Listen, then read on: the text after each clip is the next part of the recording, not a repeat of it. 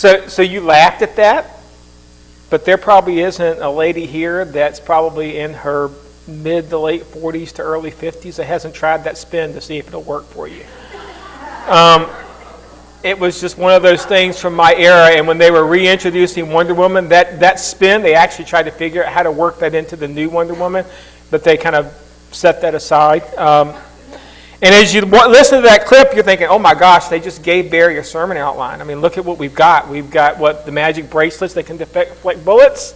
We've got an outfit with a belt of strength, and we've got a lasso that forces truth and forgetfulness. And then we've got a magic tiara with a special ruby that she can call home to her parent whenever she needs. This is like tailor-made for me, right? Unfortunately, that's not where we're going. That would be a great sermon, and maybe someday we'll come back and preach something more like an armor of God off of this, but that's not what we want to talk about this morning. But I do want to point out to you that all of those things had one thing in common. They were gifts. They were gifts from Mom.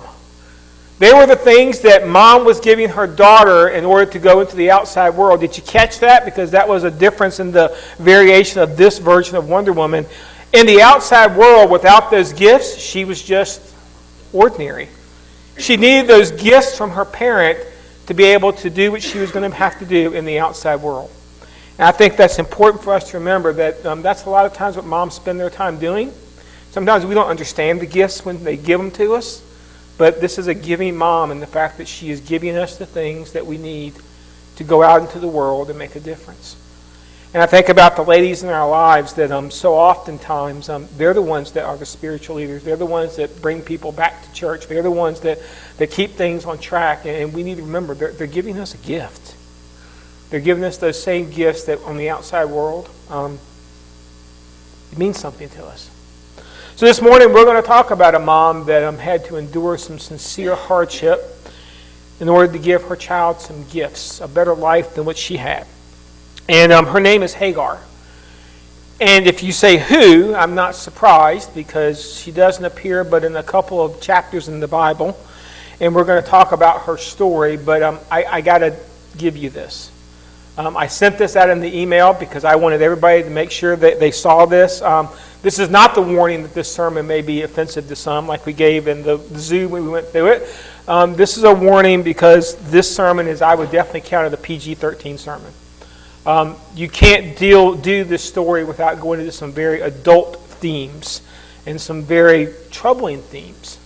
The other side of the warning is usually when we tell this story from the perspective of a guy named Abraham and a lady named Sarah, and we tell that story from their perspective. And when you tell it from their perspective, it doesn't sound the same as when you tell it from Hagar's perspective, because as this story begins to unfold, it may change your opinion some of Abraham and Sarah.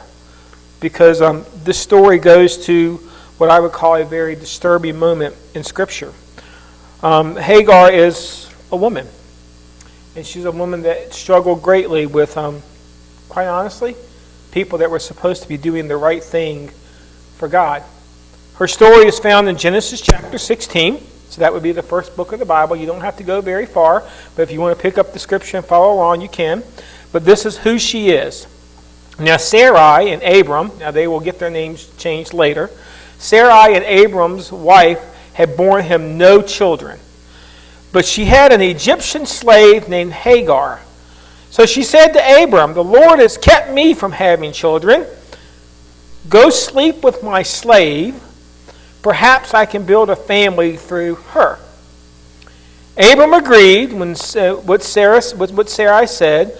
So after Abram had been living in Canaan for 10 years, Sarai, his wife, took her Egyptian slave Hagar and gave her to her husband to be his wife. He slept with Hagar and she conceived.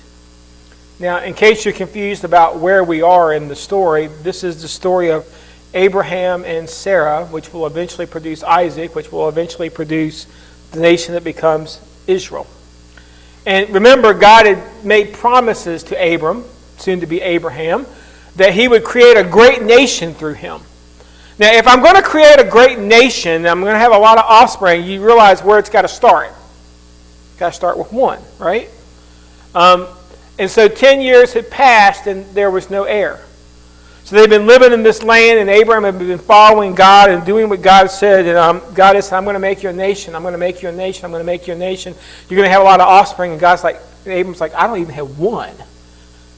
God, you're falling down on the job here because I can't be a nation unless you give me an heir. And so as we tend to do, sometimes we decide to help God's plans out. And so what Sarai did is she said, I got an idea how to fix the problem. Obviously, God's got this all messed up because I can't produce any children for some reason. And since he said it's going to come through you, Abram, and so he doesn't really need me. You just need somebody to give you a child. And so I have a solution. Enter Hagar. She's put in this situation that... Well, quite honestly, Hagar was a slave. She was a slave of Sarai. I don't know whether or not Abram even realized who she was, but you do understand that she was a slave, and they said she was an Egyptian slave. Now, that's important because there in the Scripture, there is this idea of what they call an indentured servant or a bond slave, somebody that willingly sells themselves into slavery because they don't have money to live, and so they choose to be a slave. But since they labeled her as an Egyptian slave, then you get the fact that she was purchased. Probably purchased, if you go back in Scripture a little ways to Genesis chapter 12, you'll find that where they made an excursion into Egypt, they probably picked her up along the trail. So that means she was probably purchased to be a slave after Abraham got the call to be God's chosen person. That blows my mind sometimes. But she's a purchased slave, and she was not a voluntary slave. This isn't what Hagar chose for her life. And, well, the fact that Sarah describes her and her to her husband probably meant they had other slaves. So Abram was a slave owner, and this is a big deal in our society today. And I just want to go ahead and point out, in the culture that the Bible was written, slavery was quite frequent. This idea of buying and selling people in slavery was something that they did a lot. And I just want to go on record as saying that not everything in the Bible does God say is okay.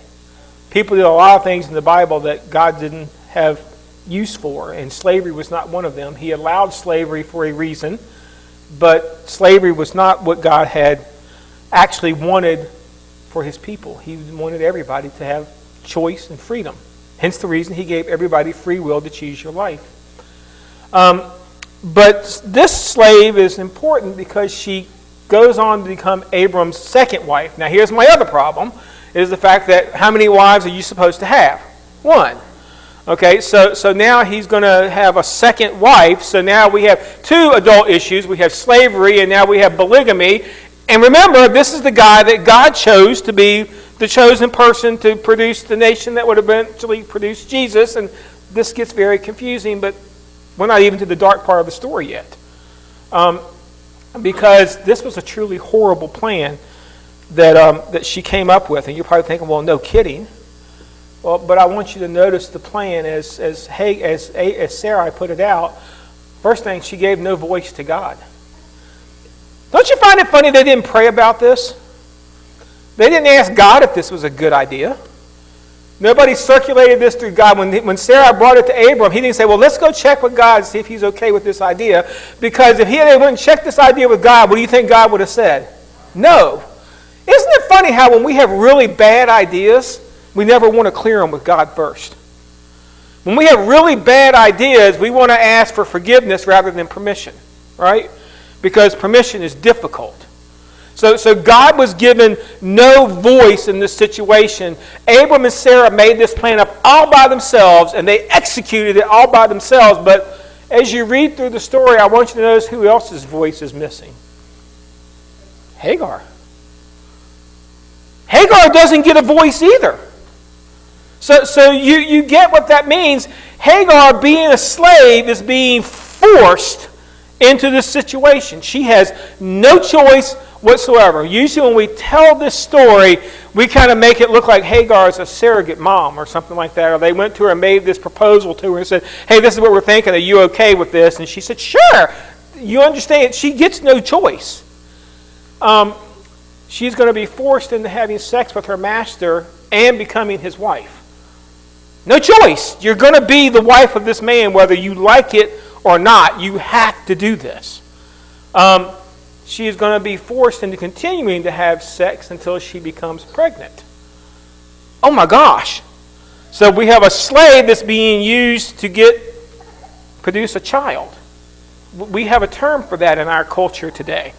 We wouldn't be counting Abraham and Sarah a hero. Where would we be putting them? In prison. Okay? Because this is not what we do in our culture. And then, to go on top of that, she's going to be forced into carrying the baby that was not to be hers. So when the baby is born, the baby's going to get taken from her. She's not going to be able to have any part in the baby's life. This is a horrible idea.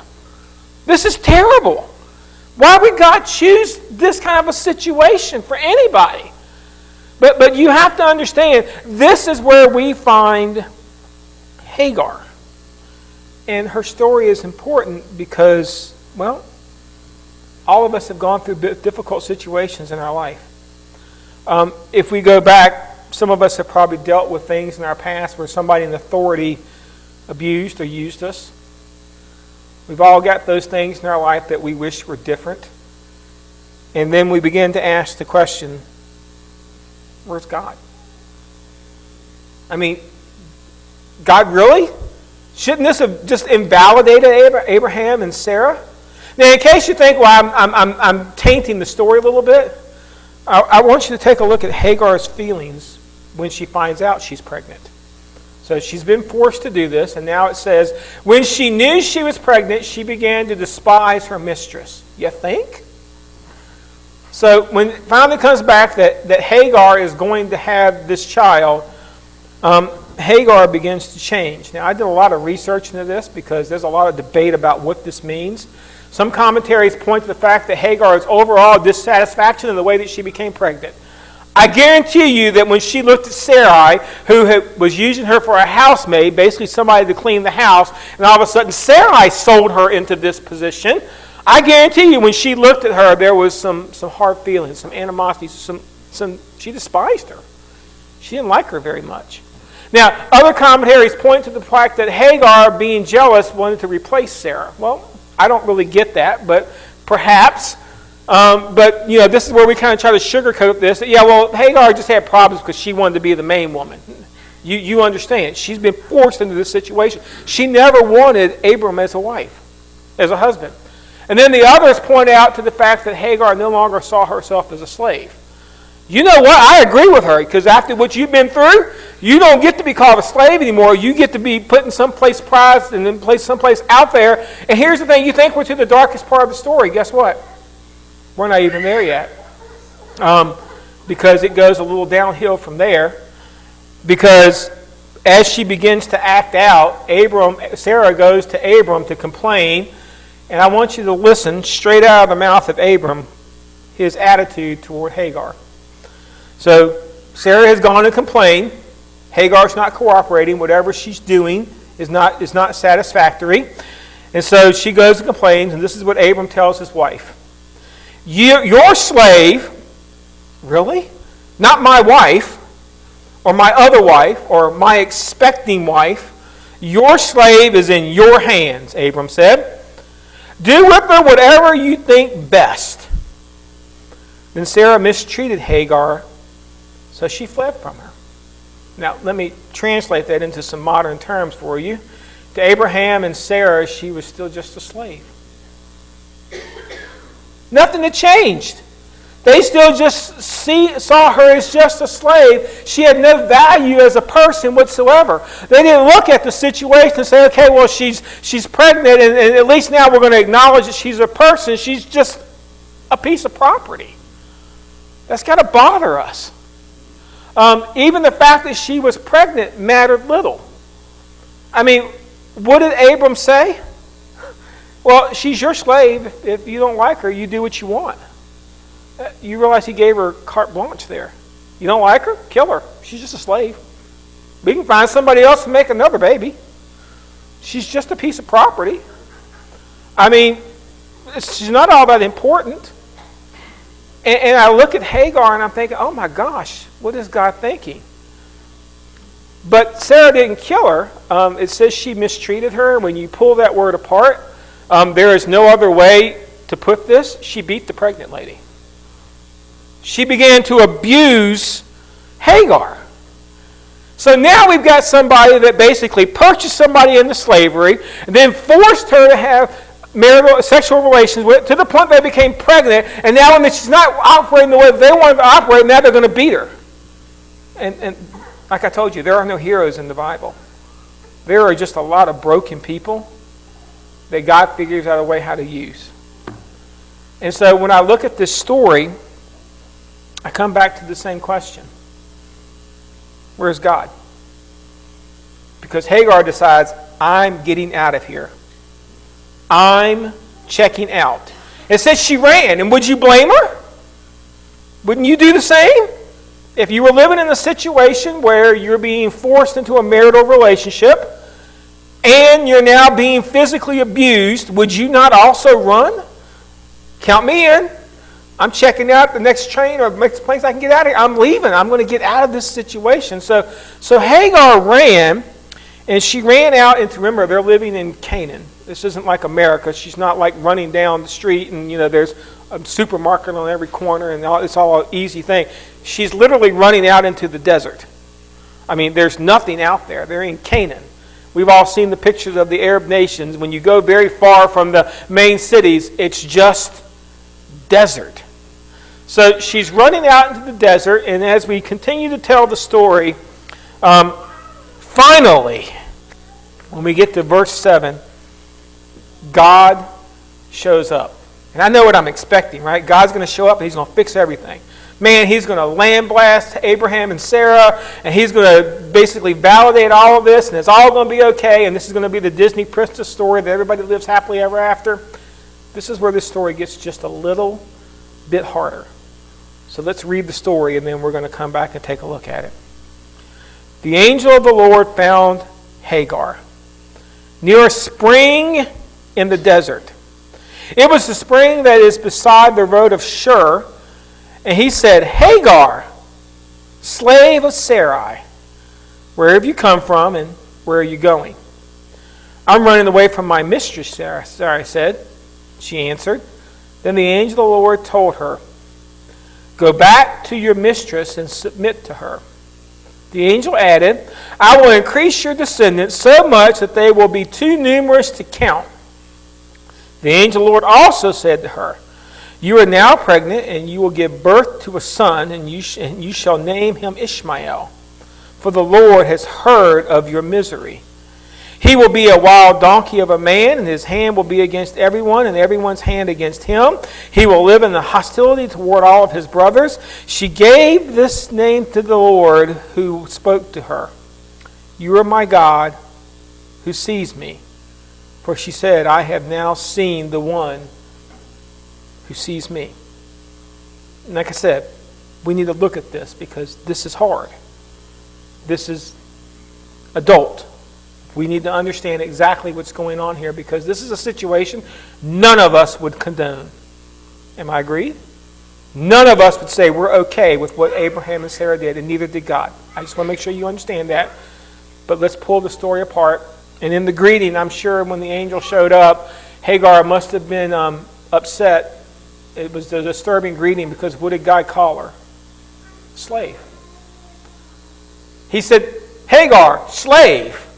I mean, he couldn't even say, Hagar, pregnant lady, or Hagar, just stop there. You didn't have to, but you understand what God is doing here when he says, hey, Hagar, slave of Sarai.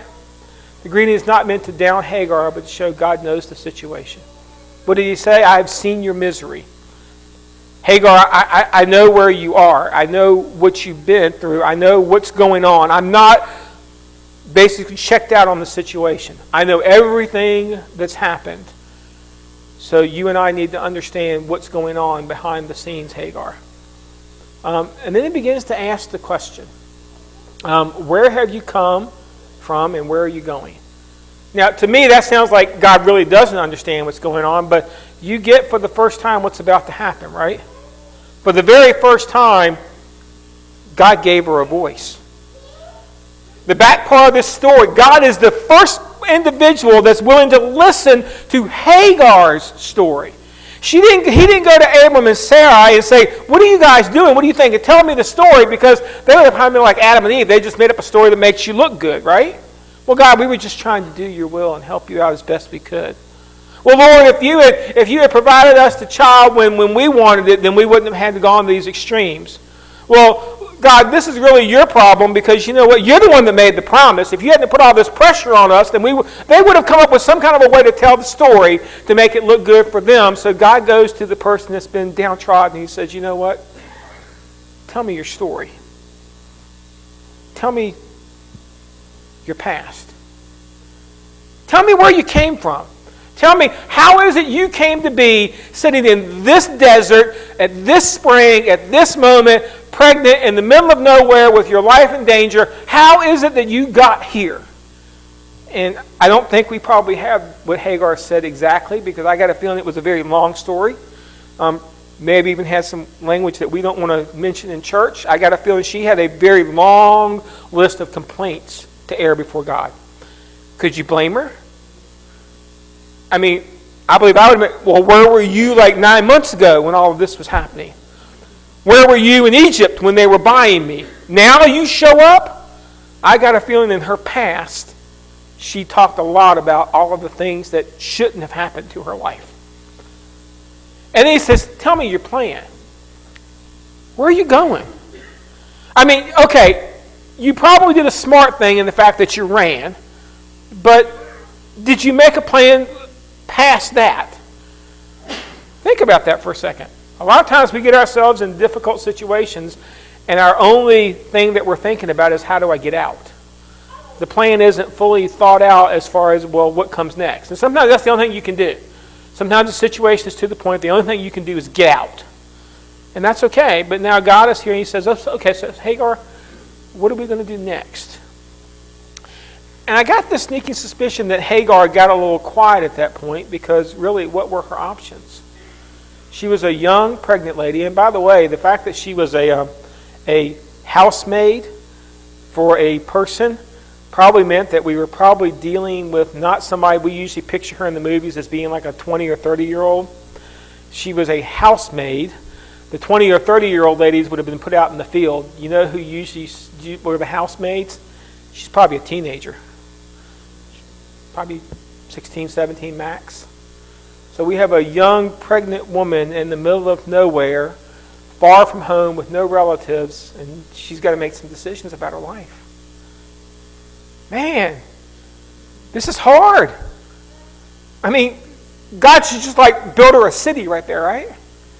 Well, he doesn't build her a city, but he begins to talk to her, and he gives her some instructions, and he gives her a choice.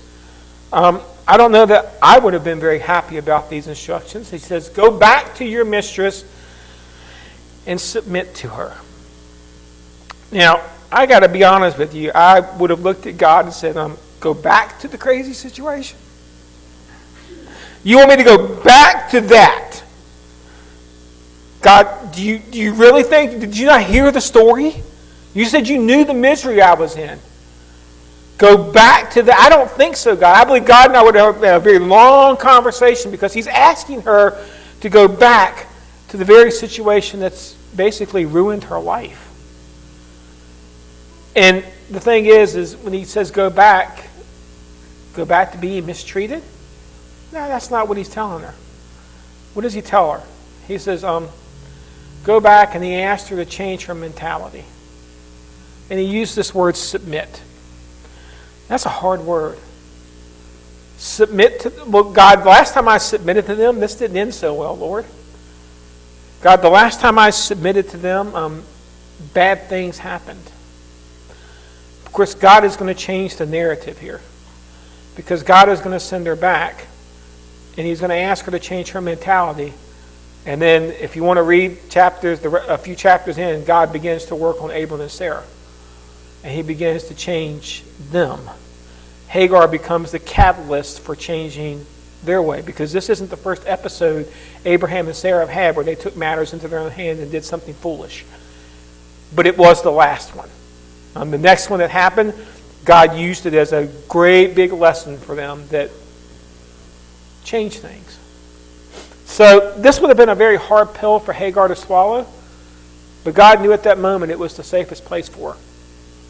Because if she continued in the desert, what's probably going to happen? She's probably going to die of physical needs. At the very best, she's going to run into somebody else who's going to see a beautiful young pregnant lady, and what are they going to think? Man, she'd make a good slave. And she's going to end up right back where she started. It's just now she's going to be not with Abraham and Sarah. She's going to be with somebody else who maybe isn't part of the plan. You see, here's the thing. The situation that she was running from was bad because Abraham and Sarah weren't listening to God. But God said, you do understand. I got you. I have a plan even for this. Even out of this disaster of a horrible plan, I can make good from it. And you know what the sad thing is? Hagar realized it too. As Hagar began to talk about her story, she began to talk about where she was going and what was going to happen to her life, and she began to talk about it and go through it, she probably realized, you know what? That probably is the safest place for me. That probably is the best option I've got at this point. I mean, if I go back and God is who God says He is, He keeps all the promises He's about to make to me, and then you know what? That situation is at least going to be palatable. If I go out to the middle of the desert and take my life in my own hands, who knows what the next chapter is going to be. So Hagar decides, okay, God, we're going to do it your way. I'll go back and take the role that you're asking me to take. That had to be hard. I could not imagine somebody taking that kind of a role. But I'm thankful she did, because there are some great big lessons from it, because God didn't send her back empty-handed. God made some promises to Hagar. And these are big promises, and when we read them, we're thinking, well, that's not much of a promise. So I want to pull these promises apart, and the first thing I want to see, he says, you will have a son. Now this is a big deal, because you know what sons meant in biblical time, right?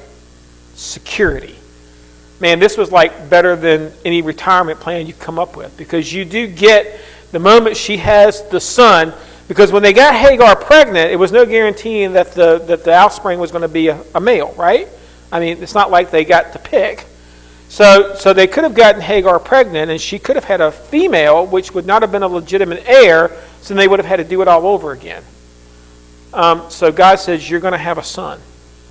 Hagar, I'm going to offer you the security of a son, because by all rights, Ishmael will have a rightful claim to Abraham's kingdom or property or whatever. Now, we'll talk about that in a minute.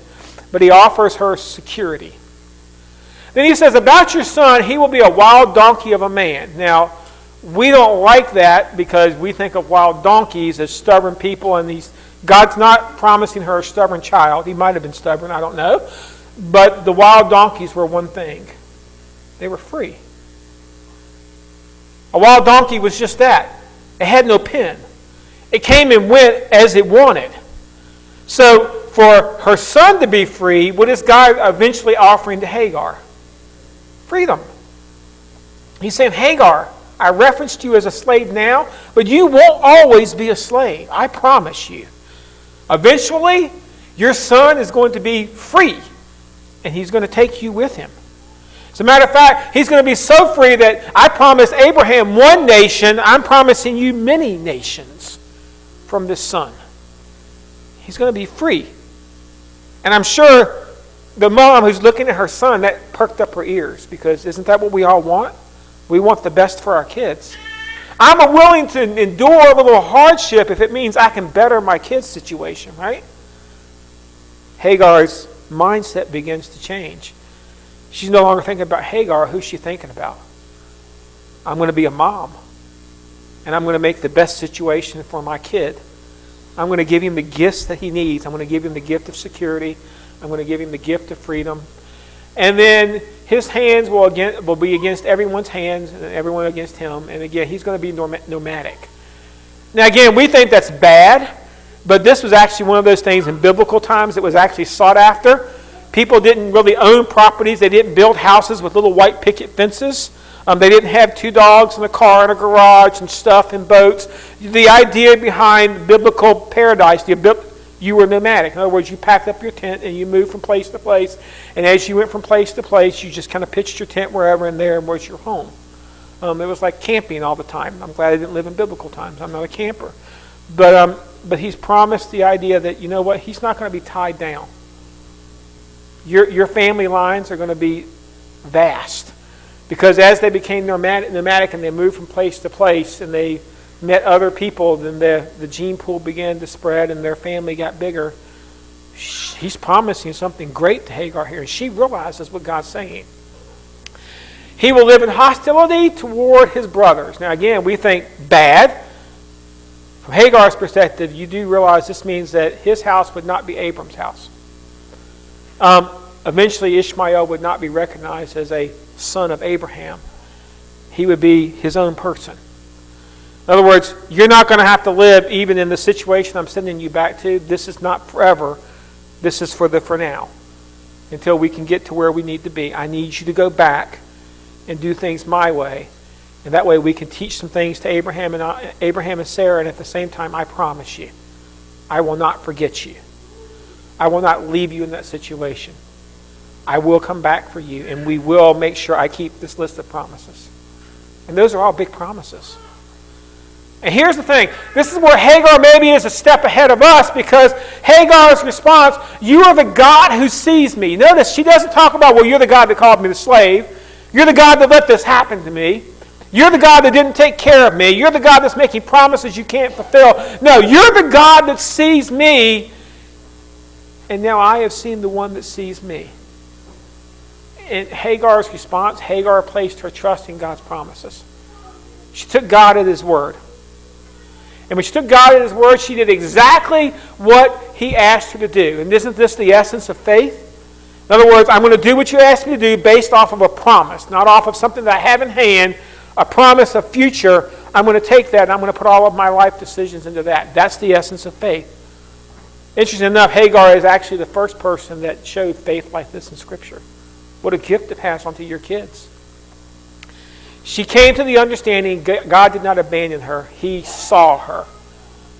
In this darkest time of her life, she did not say, God, where were you? She said, Lord, I understand now you saw it. And while I don't always understand why I have to go through these difficult times, I do understand now you didn't leave me to go through them by myself. We went through them together.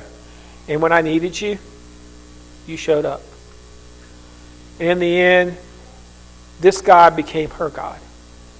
That's impressive. She went from being an Egyptian slave to being a child of God. She went from being an outcast to being included. And here's what I want you to realize. Bye, Ava. God sees you.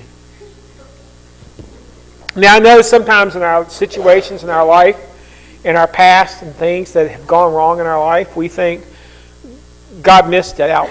You know, God hit the snooze button on me. God took a vacation during my life. But you do understand, God never moved. God sees you. God sees your life for what it is. And he's just waiting for those opportunities when he can intersect your life, even in the darkest times. Even in those times when we can't imagine how God could fix this. I'm sure that went through Hagar's mind a million times after she got back to that camp. God, you better not renege on the promises, because I came back here. You better show back up. And God did. Because God sees you. God sees you in your struggles. He sees you in your hurts. And you know what? Even before you got to that point, God already has the promise of who Christ is in your life. You do get that. Even before you got to your darkest point, God had already put the plan of salvation in motion. From right here. Now, I'd love to tell you this had a very happy ending for Hagar. And everything was like Disney princess song, and they sung some songs, and everybody was happy. If you turn the pages a few, you're going to find out eventually it all goes south for Hagar again, and eventually they kick her out with a son that's now like a teenager, and they kick mom, but they did kick him out. But in this point, when they kick him back out, God shows back up, and you know what? Just so you know, I'll spoil the end of the story for you. He kept every single one of the promises to the letter. As a matter of fact, Abraham got one nation, the nation of Israel. All the nations around him, You know who they traced their lineage back to? Ishmael. God kept the promise. Isn't that amazing? It took him centuries to do it, but he kept the promise just as he planned. So if he can keep that kind of a promise for Hagar, imagine what he could do for us, as long as we allow God to see us.